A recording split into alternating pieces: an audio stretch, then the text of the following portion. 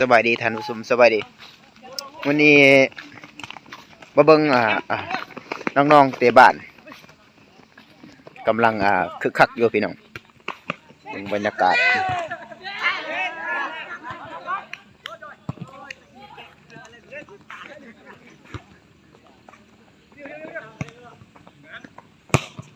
ยินดีพี่น้อง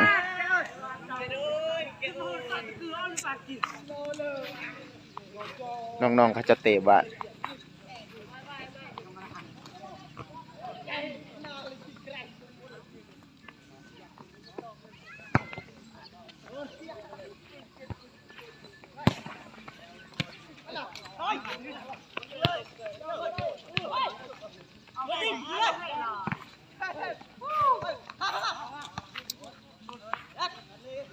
เขาจะเป็นโค้ชพี่น้อง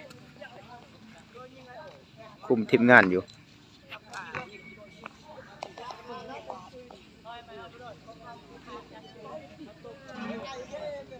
สิยิงลูกโทษพี่น้อง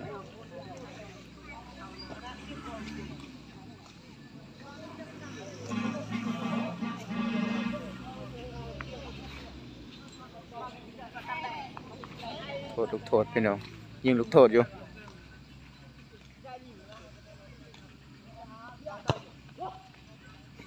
บ่เข้าพี่น้องยิงลูกโทษบ่เข้าบรรยากาศยินดีพี่น้องที่บ้านประจูเด้อพี่น้องเด้อบ้านประจูดอนบ้านประจูดอนพี่น้อง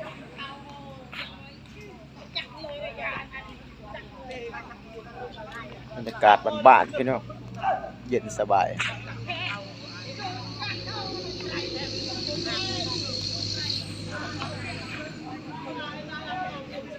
มีหลายทีมนี่พี่น้องมี3-4 ทีมแหละเหลือทีมหนึ่ง2 ทีมเลยนะท่านลง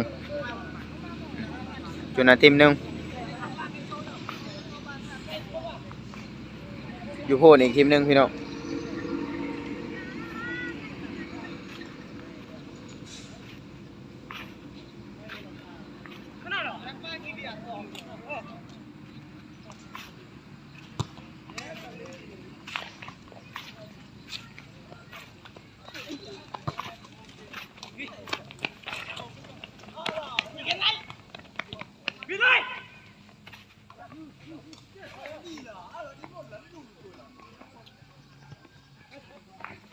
พี่น้อง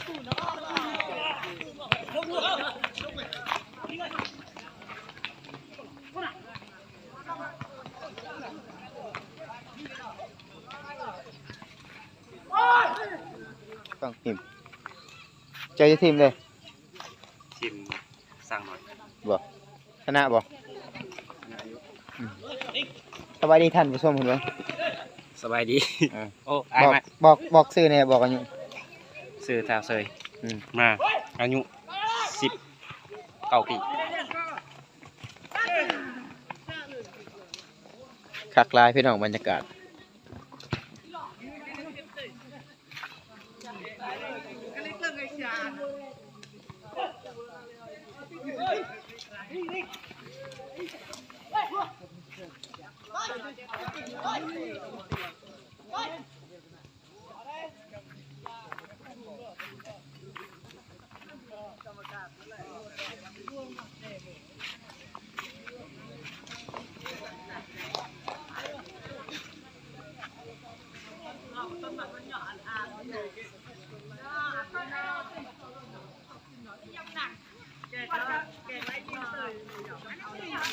โอเคพี่น้องคลิปก็จบเพียงเท่านี้เนาะ